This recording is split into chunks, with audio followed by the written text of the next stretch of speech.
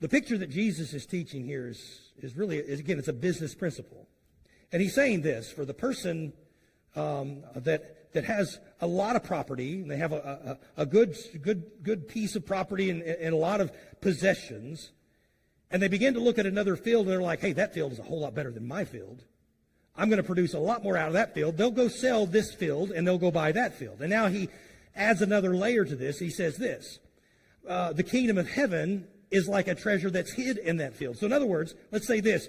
You knew, nobody else knew this, that your neighboring piece of property had $1 billion buried in the middle of it, and nobody else knew it was there. And it happened to only be for sale for $100,000.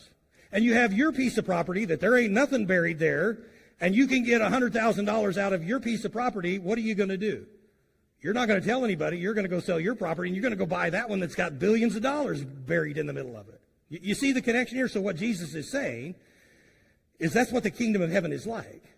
That when you begin to realize the value of eternal life compared to the things that you can have in this life, when you begin to realize none of the things you get in this life can even come close to comparing what eternal life is like, you'll give everything else up. You'll abandon everything of self, and you'll chase after that one thing.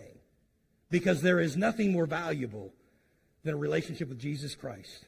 There's nothing more valuable than eternal life. There's nothing else that's going to give you satisfaction or fulfillment in this life like knowing that you are saved and on your way to eternity with God through Jesus Christ. Nothing else is more valuable.